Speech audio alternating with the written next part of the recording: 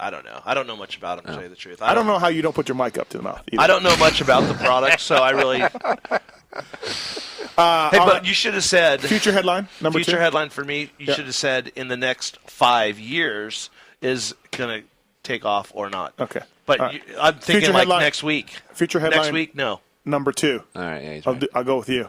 Ready? Okay, ready. All right. Roczen rocks Supercross and captures the title, or Kenny kills for the KTM back. Oh, Kenny wins the title. Okay. So Roczen rocks Supercross for title. Love the enthusiasm, Steve. You gotta say it right. Bring it. Bring it. Say it He right. said it so fast. He's a little intimidating when he gets all fired up. He's all jacked it's up. my Cycle News The headlines. fighting It's my off the Cycle air. News headlines. He has his little rider's hat on, where it says press on it, like in Superman, Clark Kent. All right. That's Jimmy. You ready? Cycle News headline. Not really, but Number okay. 3. Preston preaches the gospel. Riding school. Why are you doing this to me? Or Preston piles on student, closes the school. Preston preaches the gospel. All right, there we go. I like it. He knows what he's doing. I just wanted to see where you thought where his schools were going. He's always done a good All job. right, that's been Future Is Headlines. something I need to know? Future Headlines. It's amazing we can't get a sponsor for that segment. Nobody seems to like it. Maybe that's why you were putting so much effort into it. The extra effort in the enunciation and everything. That's what we do I like on it. the show. Well, Alto was coming on board, but they just heard that shit, so they ain't coming on. Don't blame me. Blame him. He did it. Watson effed it up. If you're going to buy an electric bike, go buy the e-Moto. We gave away an e-moto tonight. That's cool. Thanks, Watson. Go That's awesome. buy one. We also give away a pair of X-Brown goggles and a Fly F2 helmet with beam paint job. Keith, contest did you see a picture of him yet? Contest at PulpMXShow.com. You can send your entries in there. We're going to pick a random number.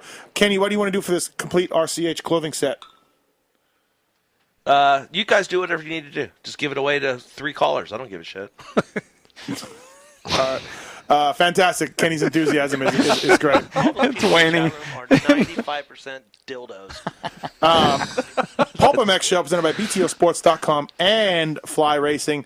Okay, let's talk a little bit about the 250 class, Webb's crash. Certainly you two, and probably you too, Paul, in your career, you've been there. That was a gnarly crash in practice. You finally saw it, Preston. What's it like trying to...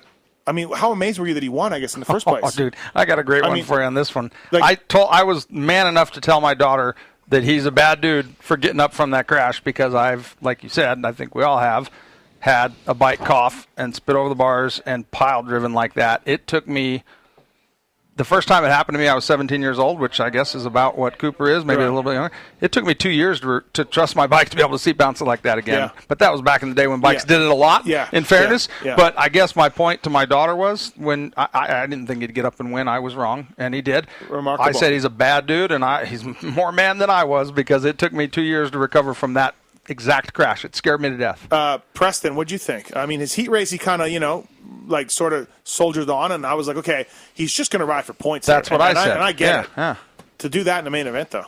That's awesome. I was totally surprised by it. I thought Bowers was, his first 3 laps, Bowers was on fire, and I thought he's walking away with this. Right. And I thought Cooper was just going to salvage it, kind of like he did in the heat. Mm-hmm. And then Cooper just kept pushing and pushing and pushing. So, without getting into too much details, obviously we don't know his injuries, what he did.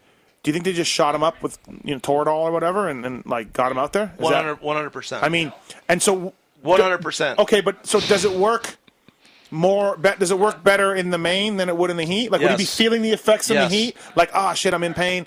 And then the main event, it's good? Yes, because he got shot up about 15 minutes before the heat race, and it took a while to get going through your system. Once your blood gets pumping, it goes through. Yeah, okay, so that's... But also, I think, your adrenaline gets going. Yeah. And once your adrenaline gets going, it's amazing what you can get away with. Like, what have you ridden through? Have you had anything like where you were like... Yeah, in 07, I had a pretty good get-off, and I was hurt pretty bad. Actually missed one race and came back the following weekend. Okay. And... I got shot up with something. I don't even know what it was. I can't remember. Yeah. But what was the problem? What was it? I think I had a broken rib. Oh, okay. And I was able to ride through it. But it hurts at first when you get out there. See, I was told they can't do anything for ribs because I did that at Millville once. I had a separated AC. They just told joint you my that. shoulder, They didn't want and you out there. that was they shot me up for that for my shoulder, and it was great. But the ribs, they're like, you're bumming. They only had so much Toradol and use it on I guess I got screwed. Day. Yeah, right. Thanks, Doc. But afterwards it would kill you. It was you definitely feel it the next day. Yeah. Like I bet you Cooper was not feeling good Sunday morning. Right. Amazing though, man. Just a great ride by him, and 31 points now. I mean, yeah, I think it's wrapped. It's done. Yeah, that Yamaha looks good, Preston. I wouldn't say that. The bike does look good, but Cooper's riding so well. His speed, his intensity, his confidence is above the roof, man. He just knows. Pretty amazing. Above the roof? Yeah, above the roof. Not through it? Above it. Oh, above it. Okay. He's riding above the roof. He's looking down, physically looking down at the roof of the stadium. I think Kenny just gave us a new one. Hey, it's above the roof. Hey, why don't you knock it off, dude, instead of trying to badger everybody on your show? Jab, jab, jab, jab. This guy's been on hold for a long time. Harris, what's up, man? Harris, call it your own discretion here. You never know what's going to happen. You won some RCA stuff. Right on. Nope. Sure. What's up, Harris? You didn't win shit yet. So, when you guys were talking earlier about how some of the privateers can do well during your raves about money in the sport, my question to everyone was, can these privateers do better now in this day and age with these bikes being so much better, with all these factory teams putting millions of dollars into developing bikes, and it trickles down to the consumer's bike that they can buy. Hey, I'm going to answer that question for you right now. Yes, really, this is an easy question. In the 450 class, yes, and I'll explain why. In the 250 class, no, because you have those teams: Geico Pro Circuit, Yamaha, the Star Racing team, the Husqvarna team, the KTM team. They have endless budgets to make that thing better and faster. And those things are being rebuilt every week and getting new parts, and they're a lot of money involved in that bike. The 450, a perfect example, is Chad Reed. The first year he did his own team, he was on pretty much a privateer production Yamaha Honda with not that much help, correct? With Pro Circuit 100%. He had some good results, then he started to get some parts. I think in the 450, yes, you can compete at up to the certain level. People think factory.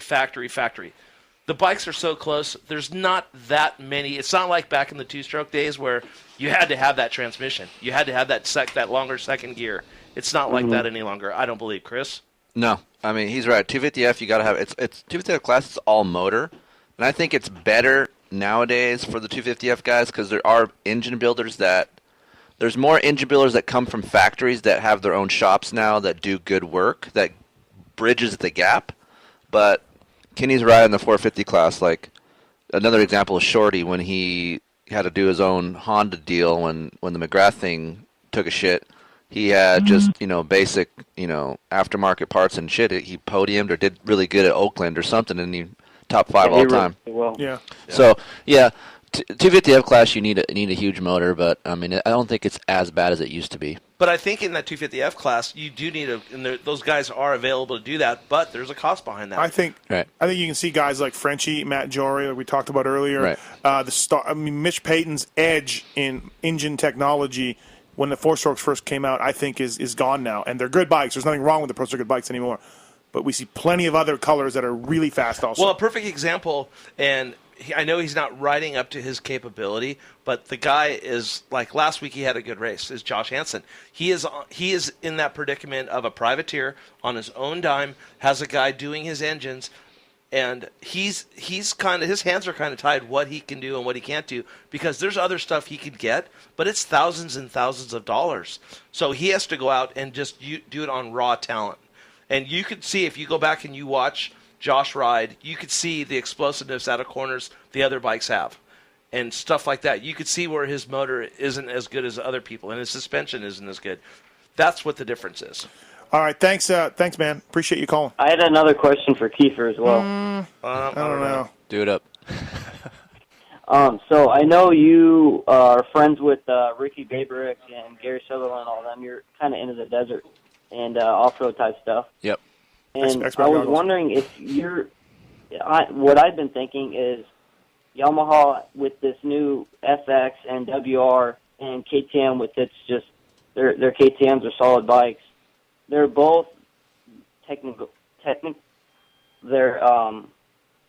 they're got all the new updates as far as fuel injection, and Honda has for the off-road 250X, 450X has stayed with the carburetor. Do you see the Yamaha and the KTM taking over in the off-road, where say Honda just got a win at the San Felipe? Do you see those coming to an end, or do you think Honda will come out with a fuel-injected off-road bike pretty soon? Yeah, definitely Honda will come out with something, I'm sure.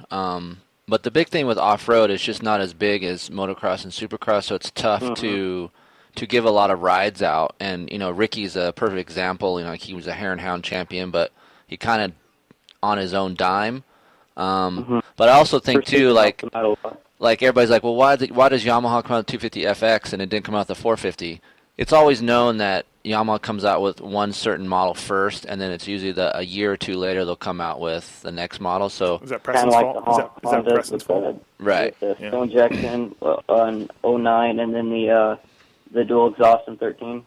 Yeah, it's similar like that. It's just it takes a while to test and get the stuff out, and then there's only so much production time to go around. So the next in line will be a 450. But you'll definitely see some more Yamahas out in the desert with going some off-road lineup, and I think KTM kind of bumped everyone else's program up too, because they make so many damn different types of bikes that it forces the Japanese to step up their game off-road wise too. Thanks, Harris. Appreciate the question, man. Thank you. No problem. All right, Damon, what's up, man? What's going on?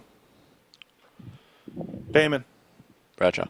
Hey, what's up? What's up? Oh, my question was for Preston. I'm just curious, was it disheartening that did you feel like your championship was kind of tainted by the fact that you won over James? And also at the same time, do you think that you could have done more? I don't think my championship was. I thought the championship was better with James because he came in. Well, no, I mean what I mean by that is like, do you think you could have gone on and done more, being the fact that you beat James? Could your career have gone on more?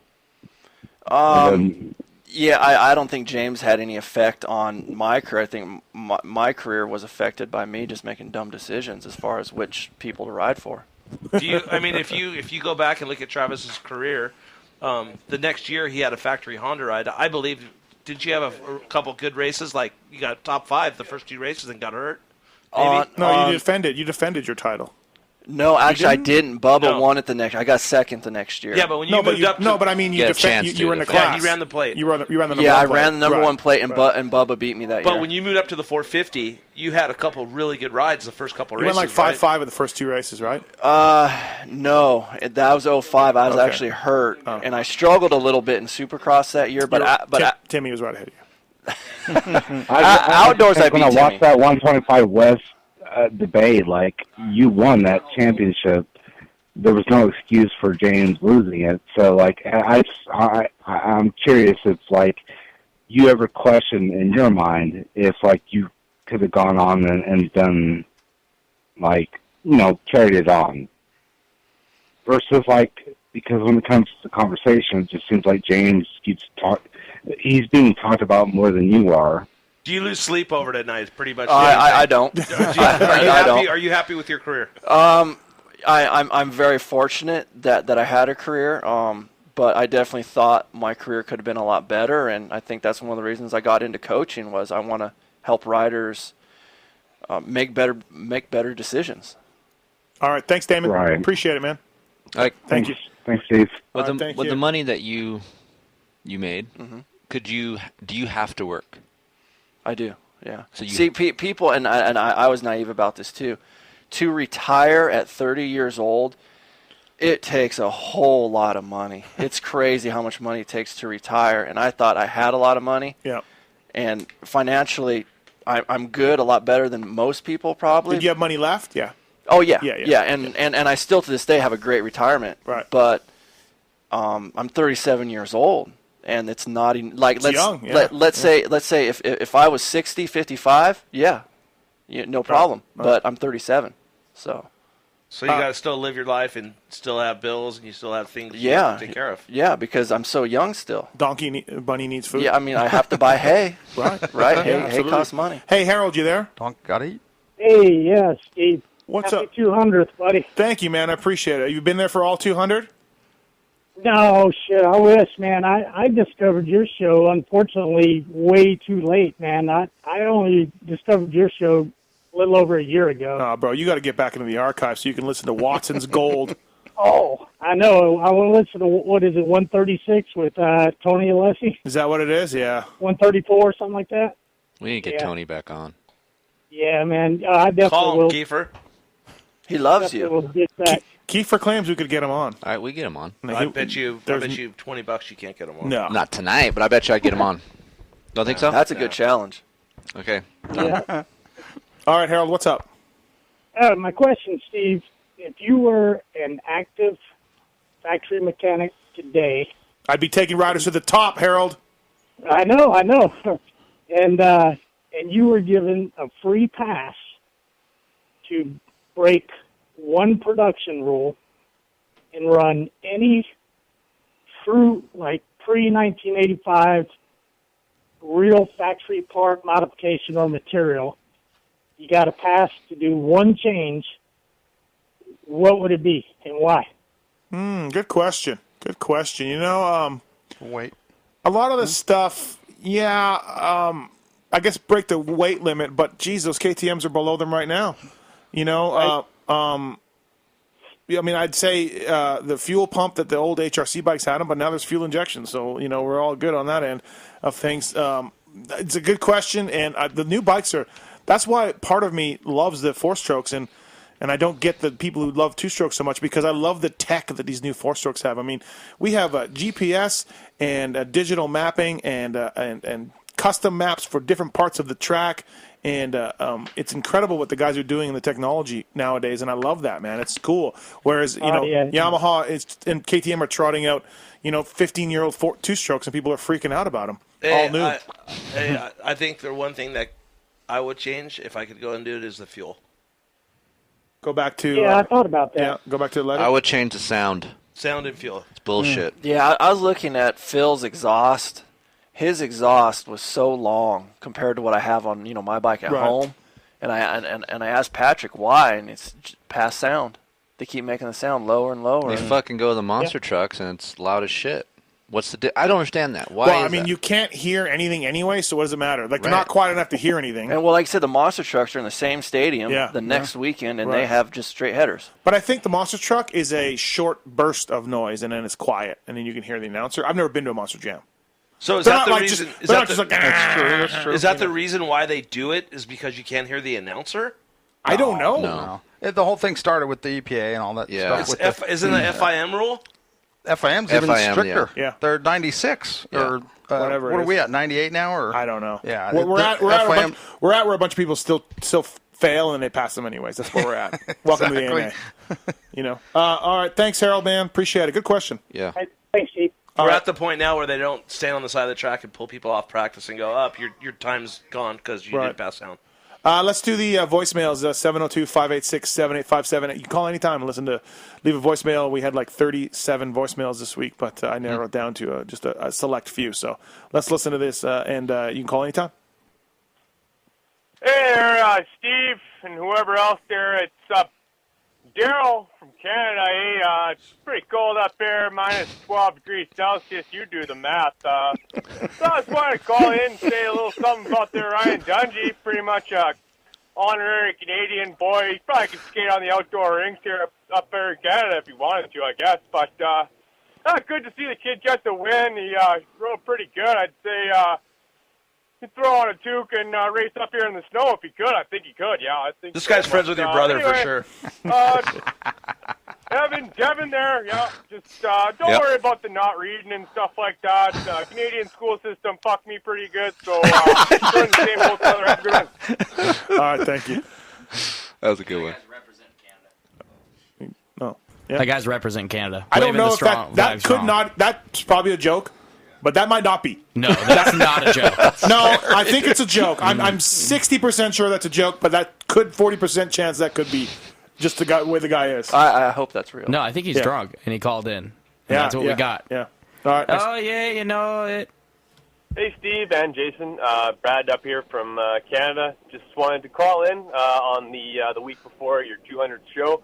And just thank you, man. All of the hard work that you do, tracking down these guests, and great questions, awesome bench racing, and hours and hours of free content that I honestly supply this industry with a lot of great knowledge and just laughter. I'm either laughing or nodding to myself that that's a pretty good point. So, yeah, just keep it up. I love the show. Are you getting this, Watson? Yes. Okay. I love all the co-hosts. Kiefer's great. TV's great. Thomas is always, when you guys get into it, is awesome. So don't want to hang up too long. But, yeah, just keep it up, guys. Great work, and we'll see you again. Talk to you later. Bye. Hey, Steve. Great show. Hey, AC was awesome. I think it's such a drastic change from Kiefer's a good dude, too, but, like, he comes in and every other word out of his mouth is an F-bomb or something. AC keeps it nice and clean and classy.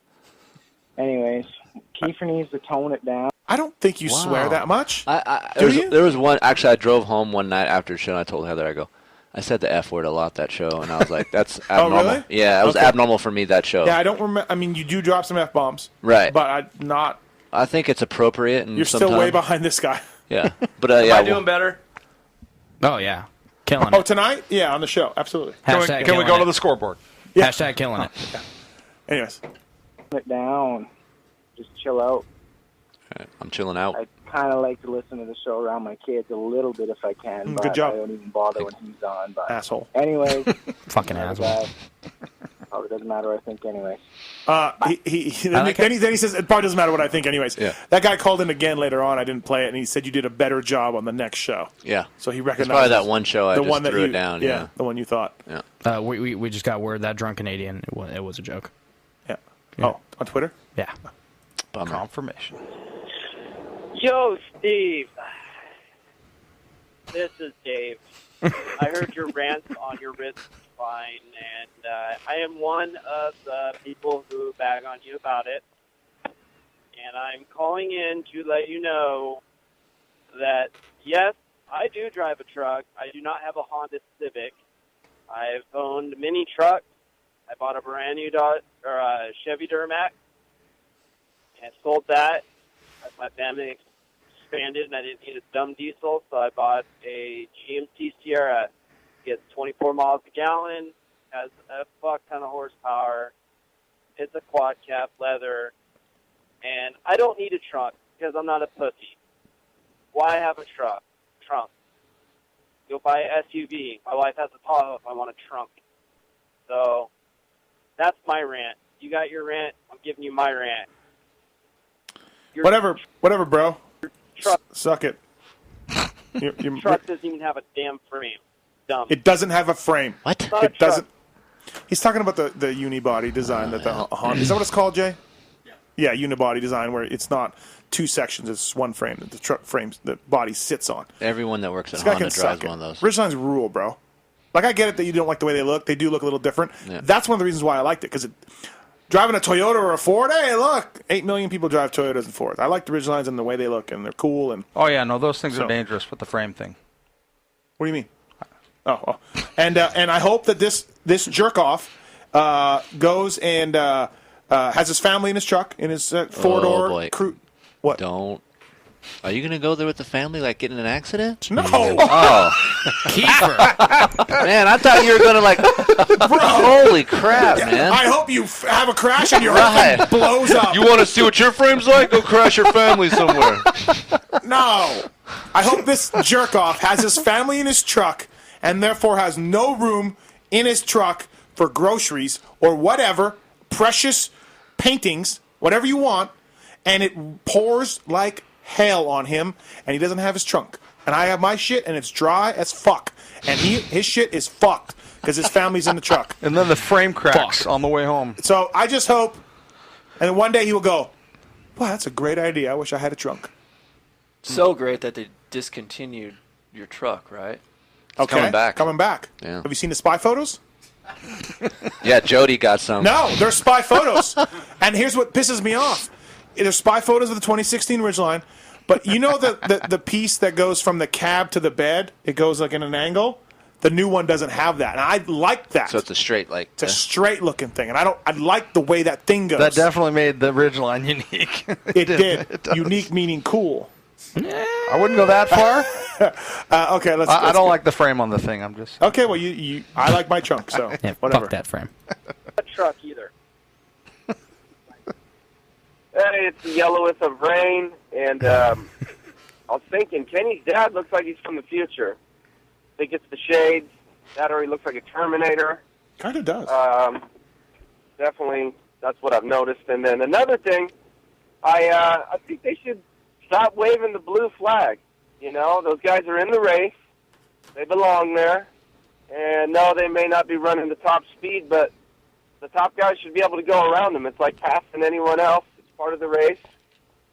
And, you know, everyone's got to go through them if you're in the front of the pack. So I don't see the need to wave them off wave them out of the way. They're doing their thing.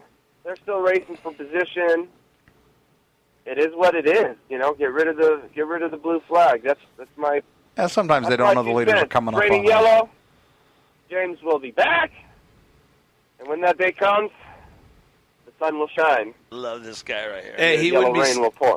he wouldn't be saying that if Stewart was racing and got caught up with a lapper. He'd be freaking raining. Paul, get rid of the point. yellow blue flags or no? No, heck no. I mean, Kiefer and I both looked at him like he was crazy when I first started saying it, and then I was like, that's a good point. But the point of the blue flag is, like Duke used to say, there's a race going on and you're not in it, right? I know. But as his ponytail Yeah, flew side to exactly. side in the sunlight. So Preston, blue flag, yes or no? You got to have it. Okay, what about this? What about taking it to the next level? And I've heard some industry people talk about this. You get the blue flag, you pull off. Your race is done. Yeah. You're marked at whatever position you are. No, that's lame. No, that's okay. kinda I'm lame. just okay. You know what's fun to watch if you're a fan at home watching TV is watch the race after the blue flag. Like there's 2 or 3 guys try to getting sneak lapped. by, They They'll pass slam each the other. shit out of each other You know who- for their 18th night. It's fun to watch. Kyle Lewis was the king of that. The king. Yeah. Of like tucking in behind MC or Yeah, whatever and being yeah. like, bro. Did you ever notice Yeah, that? it's a special technique. It is. But Lewis was good, right? Yeah, Okay, yeah, you're right, you're right. He was. I told Kenny that like after the race, I'm like, dude, just think if you would have like stayed like when the leaders came when you got up and you were riding with him, and then they gapped you. You just slowed Kenny, down. what? Kenny Roxon. Oh, in Oakland. Okay, Yeah, like if he just Sorry, would I have was- stayed right there, he would have picked up at least 4 or 5 other positions because those guys automatically they would have got the blue Yeah, flag. you think he's I out was there. thinking about that. It's hard to do. Malcolm tried to do it this weekend. It's happened at and gave nationals. up. It's happened at nationals. I've seen it. It's a gnarly, rare talent if Yeah. you can do it because you're out of the race, you're out of the zone, you're all pissed off, your bike's maybe Right. bent up. If you can do what Malcolm tried to do, and he eventually gave up on it, which most guys do, I think that's bitching because I'm trying to think of an example of somebody that has done it. Like you said, somebody's done it at nationals. Kyle Lewis. People have done it at nationals. I don't remember. No, but I'm people have talking gotten about up, yeah. like a top guy tucking Yeah, in and no, I just know. Cold trickle. just Yeah. just shadowing the leader. I want to say. Just- I mean, it wasn't a top guy, but I swear Paul Carpenter did it one race where he was like 4th. He let the top 3 go, then tucked in behind and was 4th, but lapped it's down and so got rare, all the but way up. yeah. But it's the So- way to go. Like Kenny said, that would be the way to do it. But Nick it never works. Nick Way's mad at me. He texted me today. He's not happy. Why? I brought specifically up his name up to Kenny in a post-race interview about costing him some time. Yeah, he says he's going to go talk to him. Yeah, well, Nick didn't feel like, Why? That I should have If brought Kenny that was up. already going to go talk to him. It's all good. Yeah, he's mad that I brought that up. Specifically singled out him. He was the one holding Kenny up. I'm in the media, guy. I'm just trying to tell you what I faced. And he didn't do it on purpose. He Of just course was in the not. wrong place, wrong and time. I never deal. said that. Nobody would ever think that he would do that on Right. purpose. Nick Way is awesome. So I don't know how it's going to go now when I see him. Ken Roxon wins or Way gets in the way. Good one. Future headlines. Contribution over there. Nice contribution. Not really future headlines because it already happened. This week's headlines. Cycle news. New subscription. Are we going to do voicemails? I'm waiting for you to finish this awesome lead-in. New subscription, and then what were you going to say? Are we doing voicemails? I was just kind of just figuring out what you were doing. Yeah, keep going. Because you were going all to the right. Keep going. Hey, Steve, I was calling to tell you about ticket prices for Supercross. I'm in Pennsylvania, and I'm going to be driving 6 hours to Indianapolis for the Supercross race. Something we brought up, like attendance hasn't been great. I know they're doing awesome, Paul. Everything's great, I know. But attendance hasn't been, I feel, as good in the past. There was 45,000 people at Oakland. Yeah, exactly. So one of the things I've heard from people on Twitter is the ticket prices have gone up this year. Now, I don't pay. None of us pay for tickets. But I guess they've gone up. I do. I pay. You pay for tickets? I do because rider seating sucks. Yeah. I want to go to a Supercross, and I want to have a good seat. I want to, like Atlanta, I pay $120, $150 for a good seat with a cushion on it. Club level. Club level, yes, sir. And I want to have a good time watching my race. I do it every year, and I love it. I'm blown away. I'll tell you. I used to do that. I do it every year. I'll tell you what. And I will for always my family do it. and myself to watch, and I'd sit up there with my radio on. I'll tell you what. Up above where we watch practice. I can promise you, once we get to Atlanta, and Dallas, and all those places, the attendance will be good because this Anaheim 1 was all right. Yep, and everything. It's so saturated. Anaheim 2 was not. No, because they were just there a week before, 2 weeks before. But in the past, Anaheim 2 would sell out. Was Phoenix good? I didn't think so. That was okay. It was okay. I mean, I've been going there for. Anyways, the point is, we were talking about it, wondering why, and a lot of people hit us up that the ticket prices have been jacked up. So they have. This is sort of a cursor to that. And this is what the deal is. I always my producer believe, is playing like it's entertainment. It's people plan they plan for the year to go. It's an annual thing. Okay, well let's go on vacation. They spend their money. So I just want to give you guys an idea of why this guy was calling. Way to cut me off. And I went online to get my tickets, and the lower level that would put you down near where the triples are were $175 a seat. And I thought, holy shit, that seems awful expensive to go watch a Supercross race. Wow. So I'm in the second level up for $70 a seat, which still is not cheap, but I've been a fan for many years. Used to drive 4.5 hours to Pontiac, Michigan for the good old races at the Silver Dome. I miss that place. Tickets back there were like $35, $40, sit wherever you want.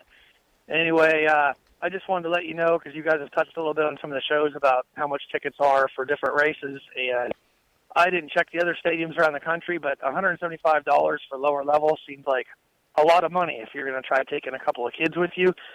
Also, we got a hotel that's about a block away from the Lucas Oil Stadium in Indy, and that was $230 a night. So it's not cheap. Inflation, bro. To go to a race when you're driving 6 hours. Hey, how about this? Night. But, man, I love the sport, and it's worth it. So love the Pulp Show. Thanks, buddy. See ya. I got good news for this guy. Yep. He's saving money on gas. Gas isn't expensive. But he just said it. He put his foot in his mouth. Funny. He said, man, ticket prices are insane, but the hotels are expensive too. Yeah, I mean, yeah, it's everything's going. And in 15 minutes, he could save 15% or more on his car insurance as well if he calls. So I'm. Are you trying to get a job there too, or something? Always. All right, let's go, Gibbs. Hey, Jake from Michigan. Just listening to you and Kiefer debate the 250 class or the lights class, whatever you want to call it. Two ideas. One, I think they used to do an amateur day at some races on Sundays back in the 90s. Mm-hmm. Seems like I remember buddies that used to ride Sunday amateur. I did one Saturday morning of the Supercross in Georgia at the Fulton County Stadium. How'd you do? I got smoked, but the Robbie Renard won on a KX80. But Saturday morning, riders meeting at 5 a.m. Seriously, they had headlights on for riders meeting. Yeah, I did a couple the day after. It was fun. Yeah, all right. Anyways. Amateur Supercross after the Pontiac Silverdome back in the 90s. The other idea would be maybe to have, it would make the program longer, but maybe to have like an amateur class where they only do maybe 2 races during the entire night show for 250 guys that are pros that aren't necessarily someone who have the resources to follow the East or the West. Maybe they only do 1 or 2 of them that are close to them. Gives the fans something else, and it could replace the totally jacked up Ricky Carmichael road to Supercross. Then they're getting experience on a real Supercross track, which is completely different than arena cross. Anyway, great show. Love everything you guys do. Kiefer, you rock. Thank you. Okay, hey, That's put it in there. I'm listening to episode 195, 199.5, and the discussion between Steve and JT about the Super Bowl bet. And there's one critical piece of information that's left out of the discussion that I think tips the decision on who's right, who's wrong here, and that is whether or not JT would have won said bet. If he would have lost the bet that he had wanted Steve to place, well, then he is indebted to Steve. He owes Steve a debt of gratitude. However, if he would have won that bet, well, Steve, you're just a big jerk. He would have won. He would have won the bet. Yeah, but I stand by what I did. So, how much was he going to bet? He didn't tell me. Hey, you know what? When I asked him for. I said, JT, I'm going to the casino to bet on the Super Bowl. Give me all your props, all your things, everything. I'm going today, Thursday. He's like, I don't know, man. I can't decide. I'm out. And I'm like, okay, no problem. Make a trip to the casino. I lay down on my bets. I make my bets. He calls me. I drove back from Anaheim on Saturday night. Get home at like 3 in the morning, 4 in the morning. He texts me at like 10 or 11. He's like, dude, can you go to the casino and make a bet for me? I'm like, hell no. The busiest day of the year, like the lineup would be so long. It's crazy. I don't have any sleep. I got work to do. I want to watch the Super Bowl myself. You had a chance on Thursday. You said you couldn't do it. And, dude, you would have thought that I had, like, raped his sister or something. Like, he was not happy. And I'm like, dude, you had a chance Thursday. This on the phone or over text? Text. Okay. He was so mad. And then he would have picked the Patriots. He would have won his bet. I mean, I'm in the right? Yeah. I mean, it's not like you're right next door. I think a real friend would have gone down there and done it. You're such a dick. That's what I would have done. He said, this is his comeback. I know that's not cool, but I would have done it for you. That was his comeback. That's it. With absolutely zero proof. You let him down. I think it drastically changes the story with the Patriots winning. If the Patriots lose, he's not nearly as mad. That's what it is. All right, Devin. Hey, I'm calling in regards to Devin and his thin skin. Guy needs to suck it up. I remember when he first got on the show, everybody was giving him shit about always saying killing it. And he said, I only say it because it gets on everybody's nerves. Well, now it's reverse roles. Everyone is getting on his nerves, calling him a retard and everything else because the guy can't read. He's a dumb little kid. You mad? No, I'm not mad, but what was the point of that call? I mean, I don't care. I mean, like, he's right. The whole thing that started killing it was a guy calling people in saying, complaining about it. I hate him saying killing it, and now it's this big thing. And then last week we had a guy call in and say, dude, I don't like you saying suck a dick. Well, what do you want me to do? Well, we could ease up on the sucking of the dicks. Have I said it today? Yeah, no, you have not. Yeah. All right. There's children listening. Yeah, you already ruined it for children. Right. So if you ruined it, why do I care? Well, because mine's only F. Yours is like sucking an actual dong. Great radio. All right, let's go. Suck a dick, guy. Hey, Mathis, it's Ryan from Michigan. Hi, Ryan. Got a question for you guys. Maybe you could debate it on the next show. I was just wondering what you thought. Who is more relevant in the sport today? You, Steve Mathis, or Ricky Carmichael? Obviously, you got your work with the with Racer X. These are our listeners. The PulpMX Show, all your podcasts. My point. PulpMX website, etc. Obviously, he's co-owner of RCH. Does a little bit of TV here and there, and has the janky arena cross thing. Wondering what you think. I think I could argue with Steve right now. Advantage PulpMX, but anyway, wondering what you guys think. And then one other thing, tell JT, don't get too upset about that whole red-gray hot rider thing for Motocross Fantasy. I actually didn't even realize that the colors had changed. I've been playing it a long time, like him and my brother and my buddies and all.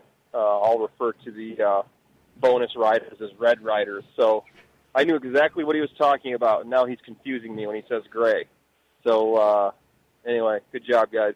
Love everything you do. Talk to you later. Bye. Yeah. Ricky is on TV. He's the winningest rider in our sport ever. He co-owns a team that's got the hottest young rider in the team. But, yeah, I'm more relevant than him. Absolutely, with his janky show and a janky website. What the fuck? Killing it, man.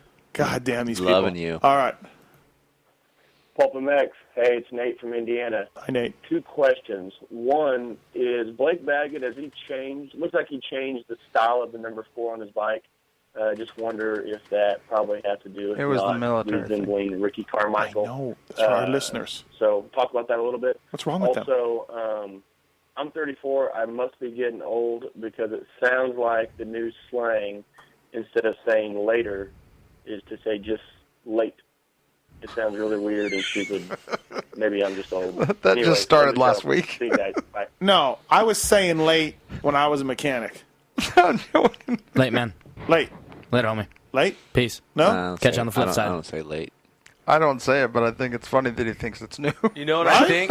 You know what I think? I think it's time to say late here pretty quick to this show. Yeah. I think it was rude. You're bogging over there. Dude, it's almost 11 o'clock. That's what we do on Show 200.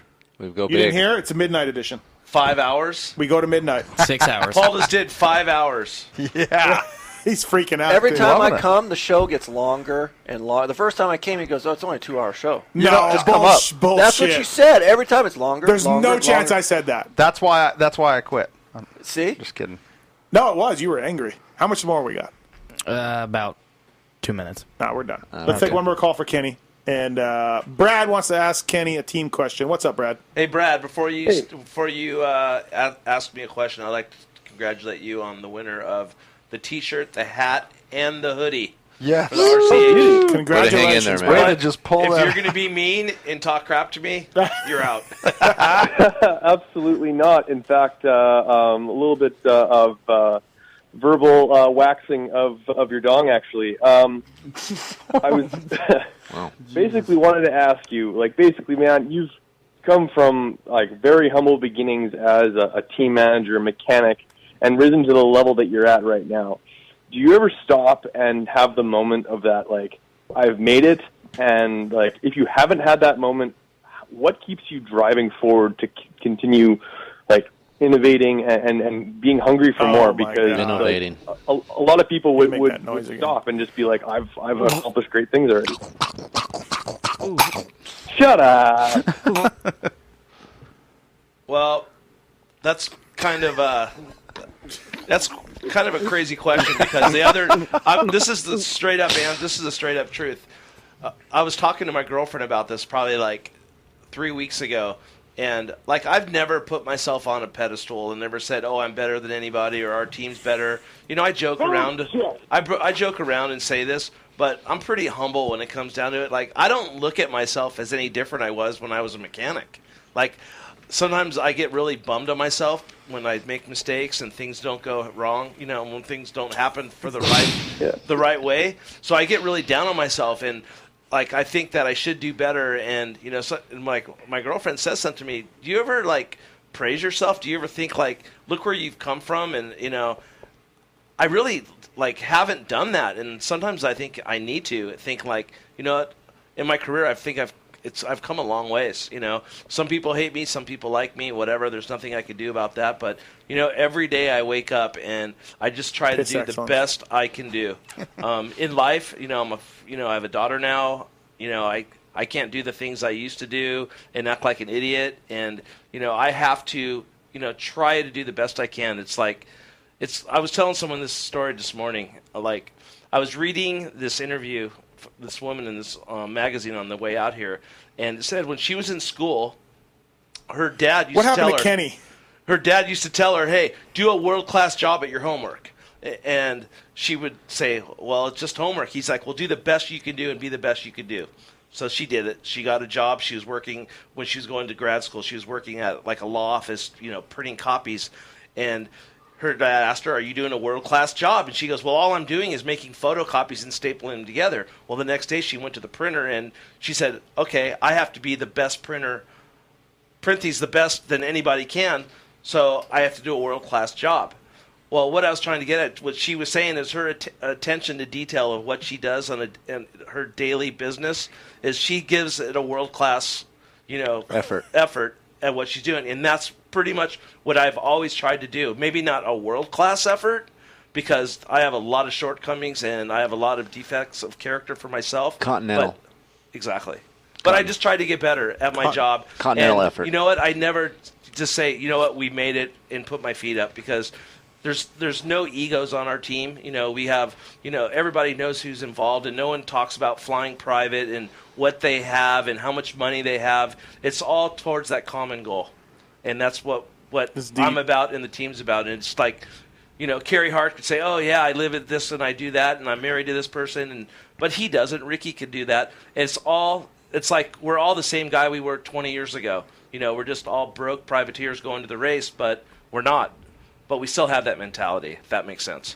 Did he give you this speech, Preston, in '99? I was just sitting here thinking, how Kenny has changed. People say people don't change. Kenny Watson sounds like a perfect example. I've never heard such insight and knowledge. Words. Yeah, come from Kenny Watson. I'm blown Steve away. Mathis will just want to laugh at me and say, "Oh, you're full of shit. You're just a douchebag." But that's okay. I didn't that was a true statement, and that was really good. He shotgunned a Red Bull when you guys weren't looking.